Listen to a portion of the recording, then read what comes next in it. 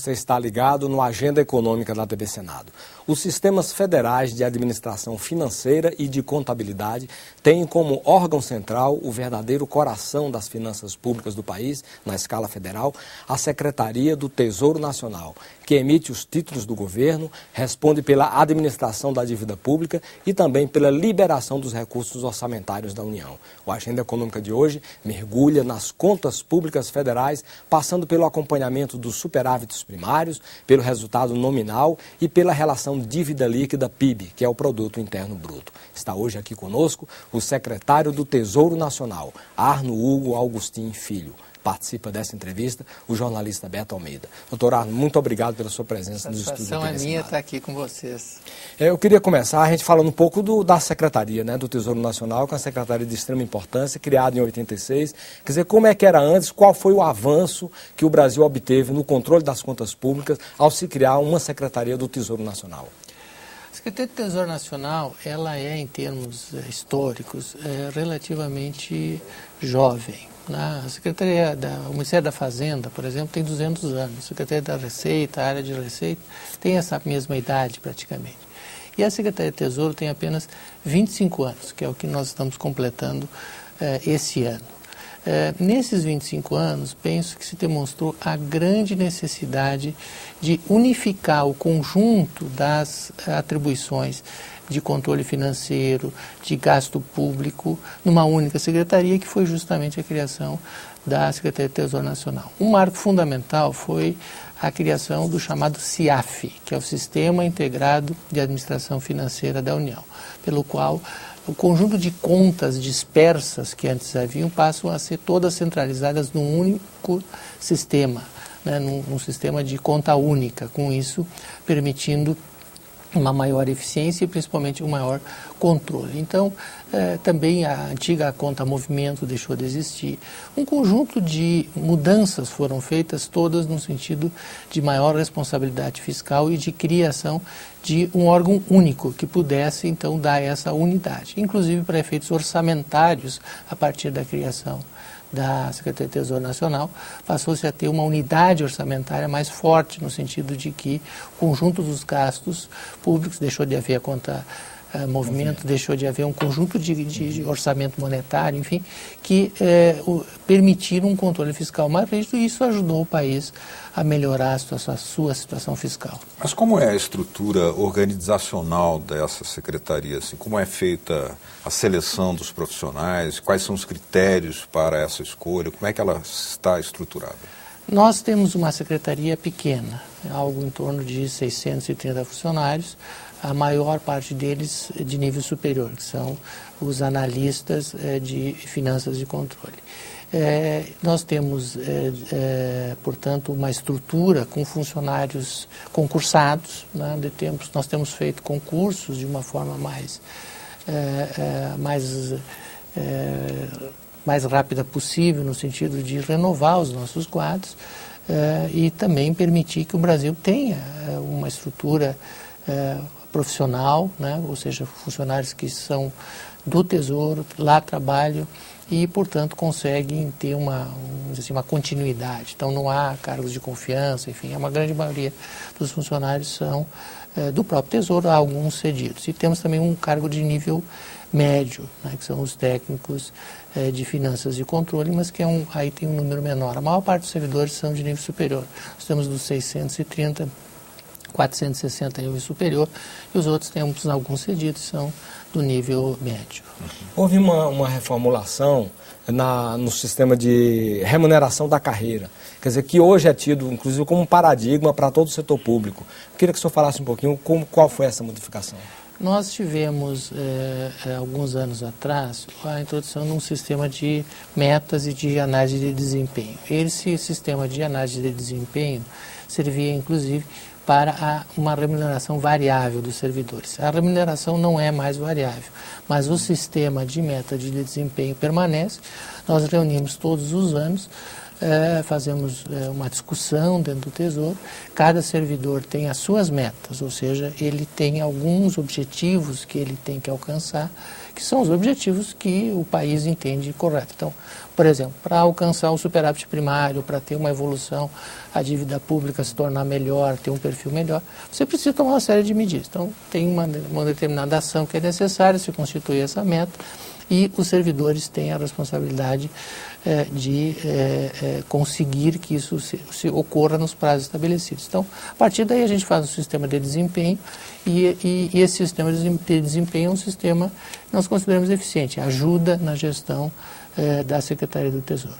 Doutor Arno, a partir de 1988, houve mudanças importantes para o controle das finanças públicas, podendo-se destacar, o senhor já até mencionou, a substituição da conta movimento do governo no Banco Central pela conta única do Tesouro no Banco Central. A unificação dos orçamentos federais, com a eliminação do orçamento monetário, a transferência para o Tesouro das ações de fomento do Banco Central e também a transferência para o Tesouro do planejamento e administração da dívida mobiliária interna e mais tarde a centralização da dívida externa. Qual é a importância dessas medidas? O que elas hoje representam para a nova situação de controle de contas públicas no governo?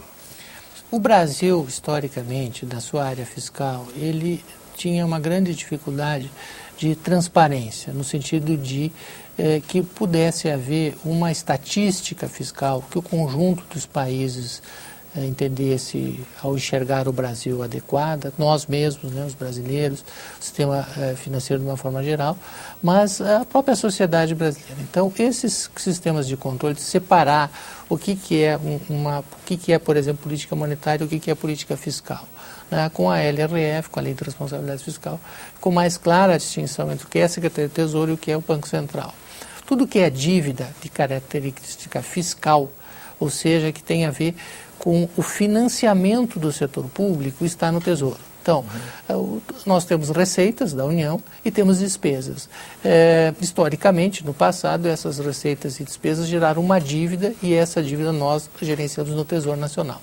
Mas existe um outro motivo pelo qual um país pode ter necessidade de atuar e lançar títulos e recolher moeda de circulação, que é a política monetária, ou seja, uma preocupação com a inflação faz com que um determinado país, no caso, ou faz com que o Brasil, ele tenha que diminuir a liquidez do mercado, diminuir a quantidade de moeda em circulação, ou mais precisamente, não moeda papel, mas de meios disponíveis no sistema financeiro. Então, ele retira isso através das chamadas operações compromissadas, né, que são lastreadas em títulos do Tesouro, mas são operações que têm o objetivo de política monetária, ou seja, elas não são para financiar um déficit que nós temos, elas são para diminuir a liquidez e melhorar a inflação. Então são motivos diferentes e é preciso que a sociedade saiba, bom, quanto se está gastando na rolagem da dívida fiscal e o que é a política estritamente monetária. Assim também a dívida externa, né?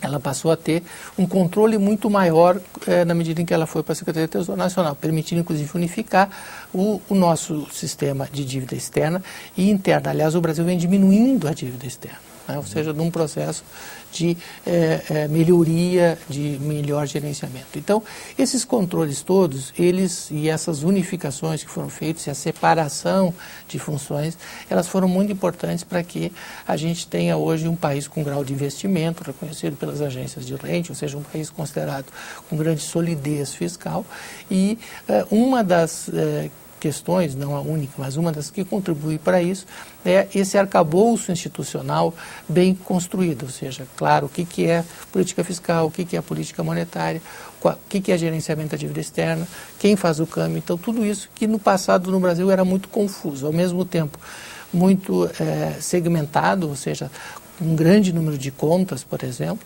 né, que era como era no passado, antes de haver a conta única, não clariza do que é política fiscal, o que é política monetária, o que é gerenciamento de câmbio. Tudo isso penso que hoje está com maior transparência, maior qualidade, portanto, nosso arcabouço de instituições. O senhor falou no Sistema Integrado de Administração Financeira do Governo Federal, o CIAF.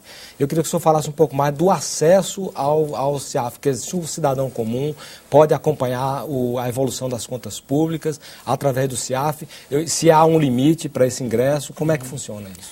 Nós temos controles diferenciados, então existe conjunto de informações que qualquer cidadão, ele entra no site do Tesouro Nacional e tem lá o conjunto das informações financeiras mais relevantes do país.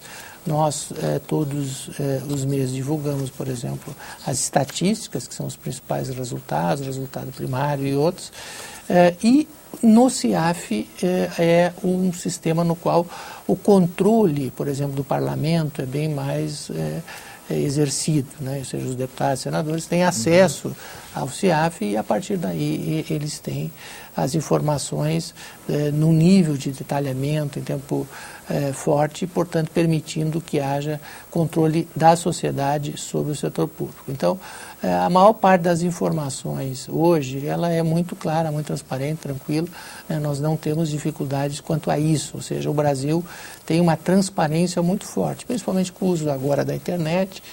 Isso é algo que, enfim, que os economistas, os estudantes de economia, estão todos convidados a entrar no nosso site e lá ter as informações fiscais. O próprio Banco Central também coleta e principalmente ordena as informações fiscais de uma maneira internacionalmente compatível, ou seja, nos mesmos moldes de outros países. Isso auxilia também análises, trabalhos acadêmicos, enfim.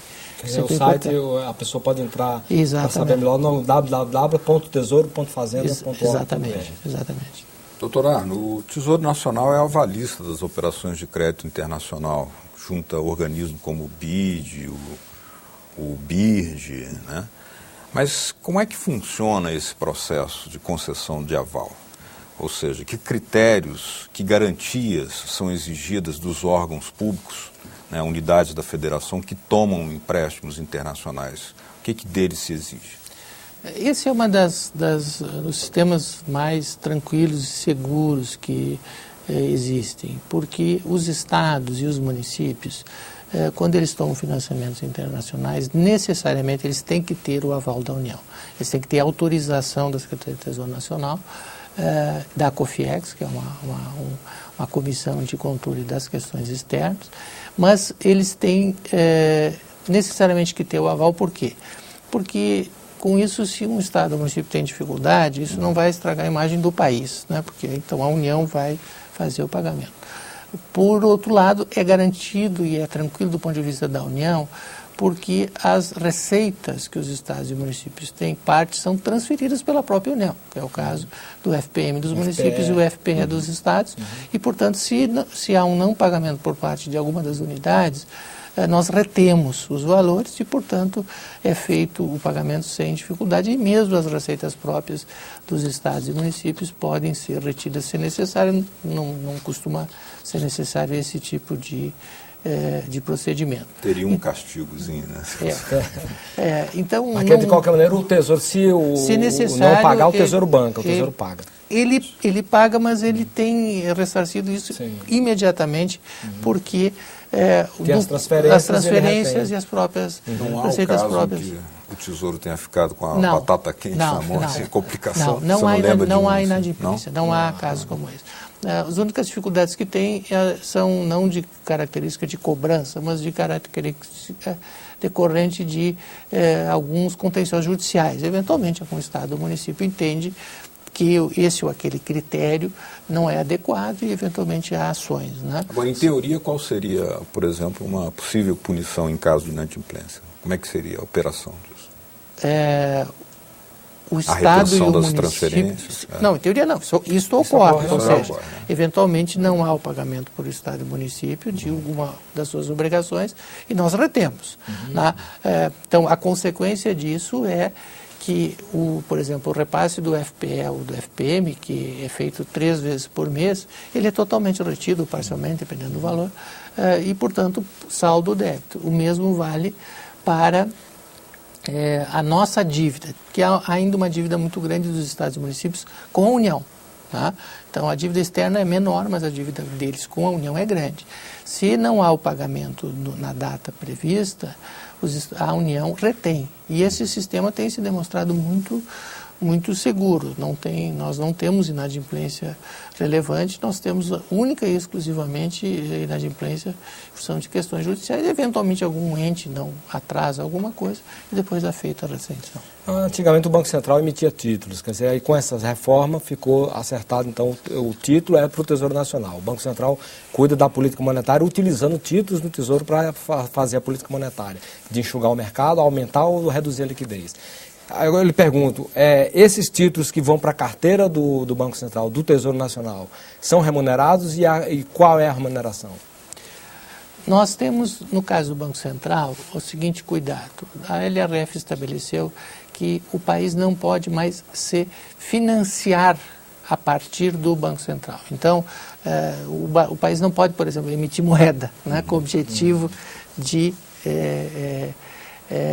sustentar a política fiscal. Então, se separou isso, inclusive do ponto de vista dos títulos, que é uma maneira de deixar mais clara o que é o que. Mas outros países podem emitir moeda e inundam a nossa economia Exatamente. com essas moedas sem laço. Aí é uma questão mais complexa.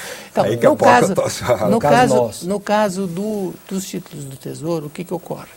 Nós repassamos ao Banco Central títulos do Tesouro com o objetivo de que ele possa fazer a política monetária. Ou seja, então são títulos que são emitidos para o Banco Central e o Banco Central recolhe a liquidez. Em geral, os títulos do Banco Central são títulos lastreados com Selic, né, que é exatamente a taxa de juros definida pelo próprio Banco Central com esse objetivo de política monetária. Então, essa é a característica do título. Quando há lucro ou prejuízo do Banco Central, este lucro ou prejuízo, ele o Tesouro faz um aporte ou o Tesouro recebe do Banco Central. Então, a relação ela é transparente do ponto de vista da separação das funções, né? Ou seja, de que a sociedade possa saber o que o governo emitiu para financiar a área fiscal e o que ele repassou ao Banco Central com o objetivo de diminuir liquidez. Então, é um sistema bom, que funciona bem, e é um dos motivos pelos quais a gente tem bastante controle na área fiscal e na área monetária hoje no Brasil. Então, é uma separação feita, inclusive, pela LRF. Né? O principal objetivo é evitar que o setor público aumente o seu déficit, já que ele teria uma fonte fácil, né, de financiamento, que é a emissão de moeda, ou de alguma forma um aumento da liquidez e, portanto, com riscos inflacionários. Isso se evita com esse mecanismo de hoje. Administração das dívidas interna e externa. No próximo bloco, não saia daí.